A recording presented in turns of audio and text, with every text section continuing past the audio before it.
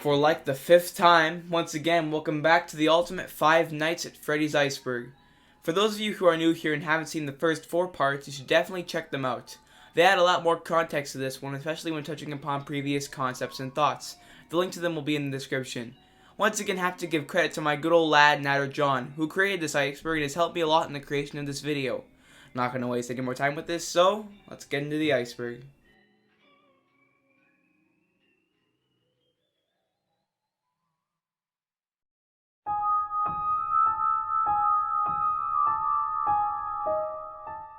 Unused cupcake animation. This refers to an unused animation for the cupcake in FNAF world. Instead of bobbing side to side, this one squishes up and down with the top layer covering the bottom.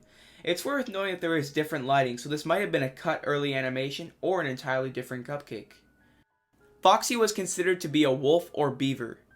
In Docko's interview with Scott, he revealed he had a hard time deciding on the 4th and final animatronic in the first game.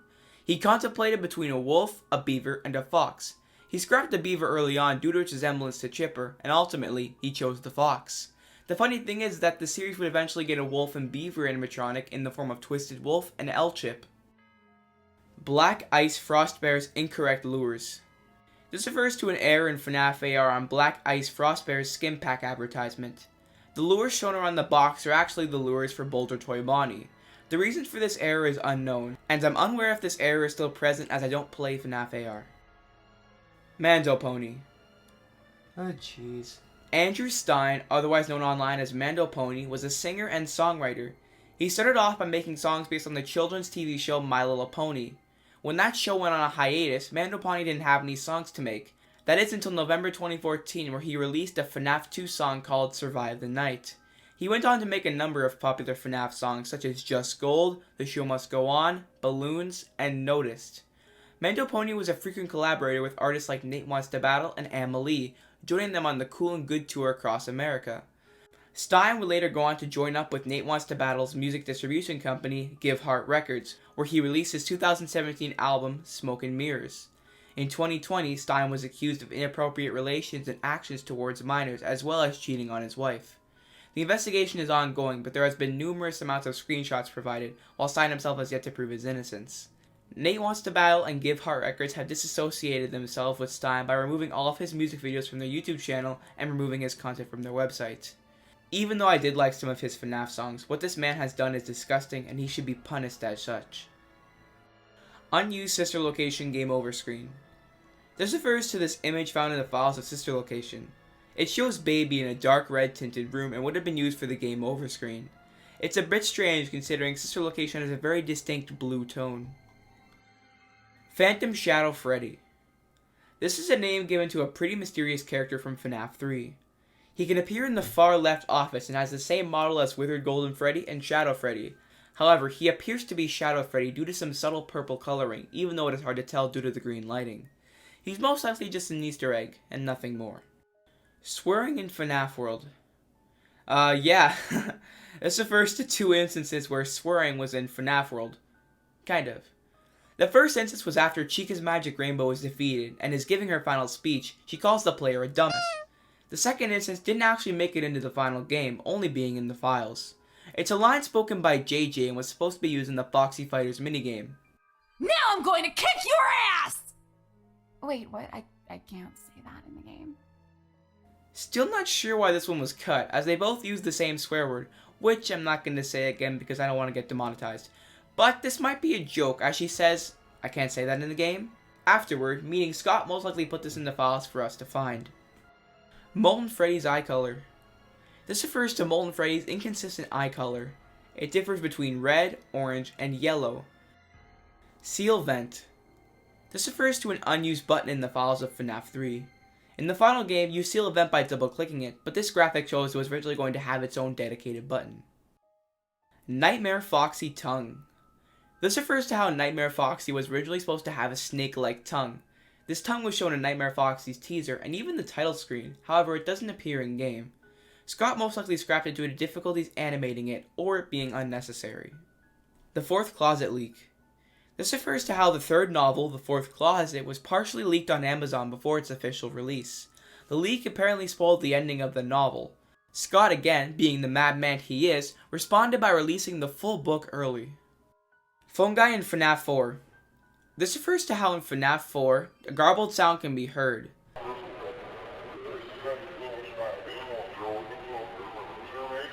If you take this audio file, reverse it, and change the pitch, it's actually the Night 1 phone call from FNAF 1.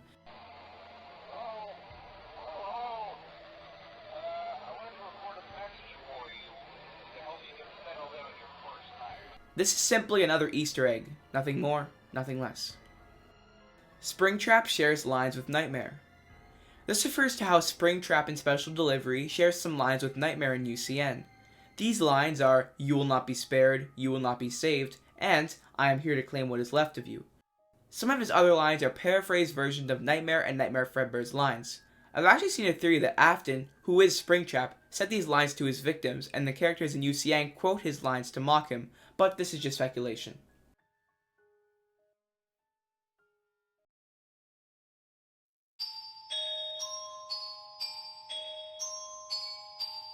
Freddy in Space 3. In a post Scott made on Steam a while back regarding the state of the upcoming projects in the franchise, Scott referenced the possibility of a Freddy in Space 3. Whether he was serious or joking is unknown. I'm quite a big fan of the first two Freddy in Space games, and it would be cool to see a third one.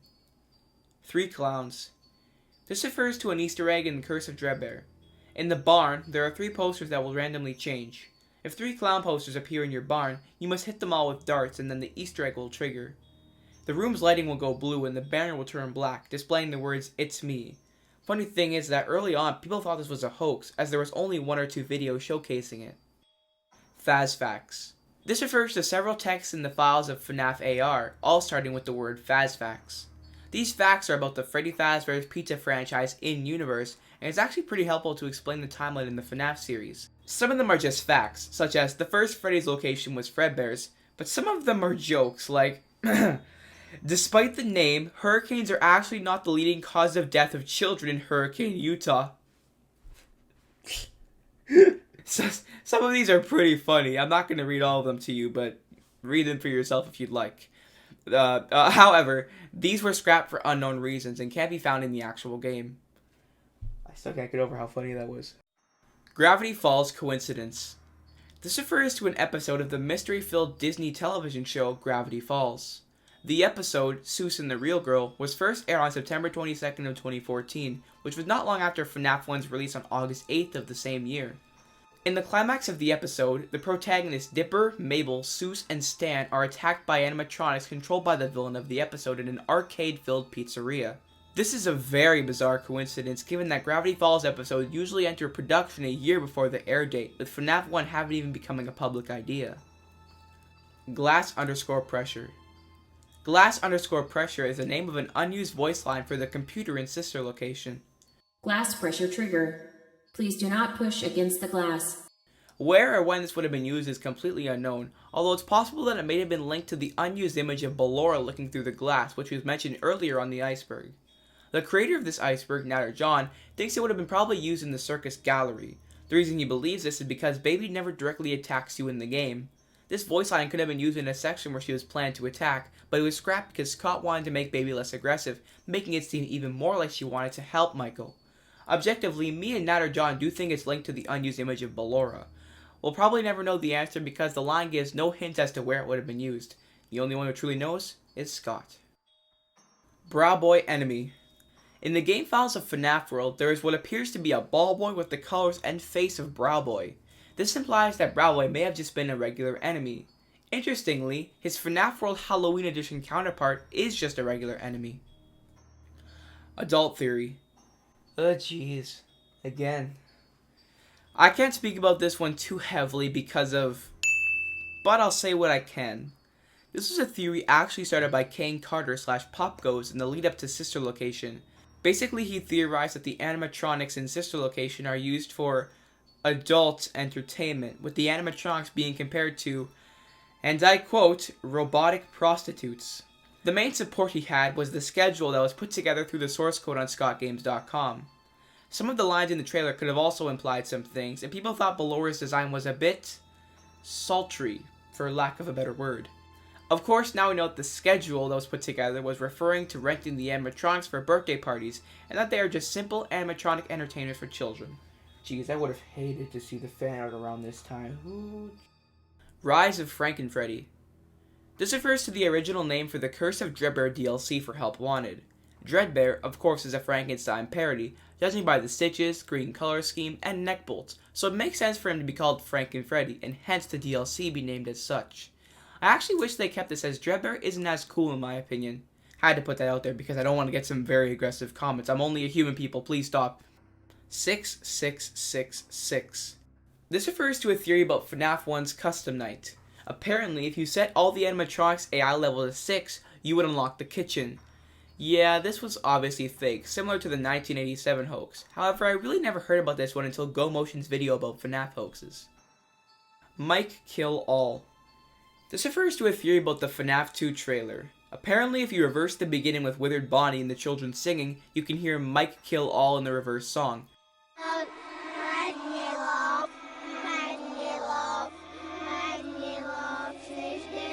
This would have implied Mike Schmidt, or Michael Afton as we find out later, killed the children. This, however, was just a coincidence, as the song is just London Bridge, so if it was indeed true, we'd have some serious questions for the writers of London Bridge, not Scott or FNAF. Beacon Bonnie. Beacon Bonnie is an incredibly obscure secret animatronic that only appears in the hard mode of Funtime Foxy's level in Help Wanted. On rare occasions, Endo-1 will appear among the other animatronics. Walking into Endo-1 will trigger a jump scare from Beacon Bonnie. He's just classic Bonnie with glitched textures, and is referred to as Beacon Bonnie in the files. Freedom. Similar to the Mike Kill All, in the FNAF 2 trailer, people thought that Withered Foxy was saying freedom at the end of it.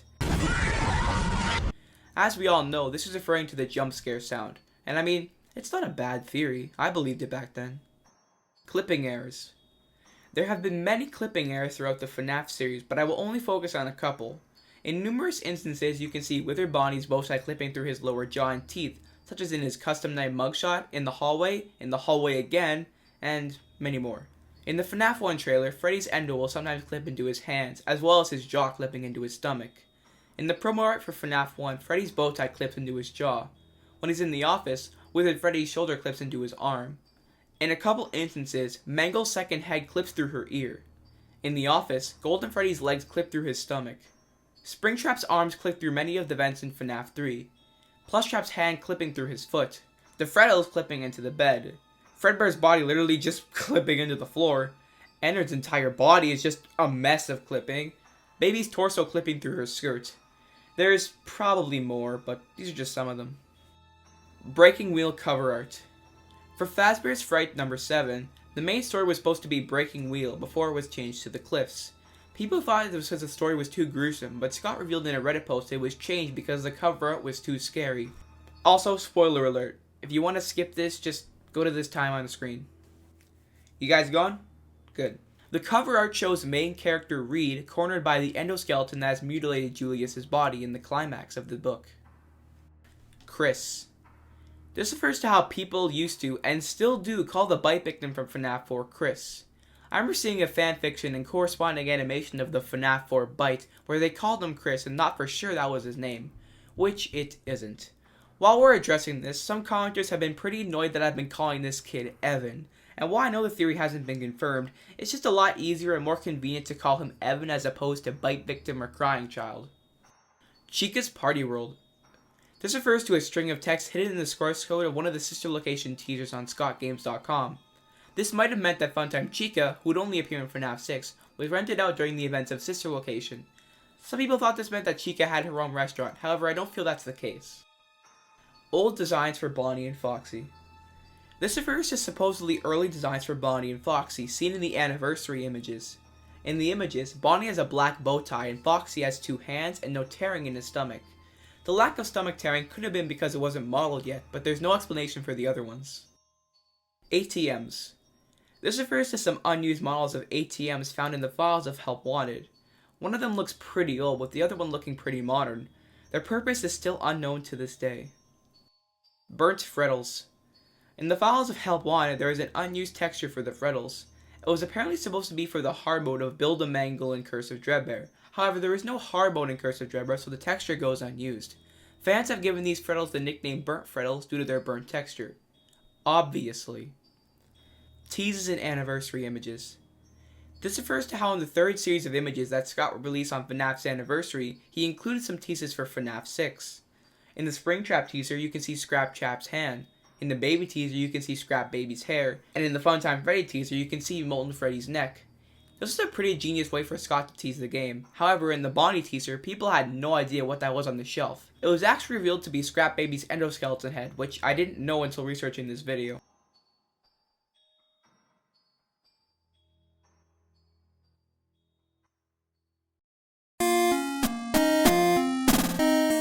I'm pretty stoked to dive even deeper into this iceberg. However, that'll have to be where our video ends today. But don't worry, because next week we'll have a new part ready for you. To make sure you don't miss it, subscribe to the channel and ring that notification bell. It really helps out to make sure you don't miss the next part of this iceberg. Also, you should join our Discord server. We already have a great community and it's really fun. Anyway, I've been your host, Lil T, and I'll see you guys next time.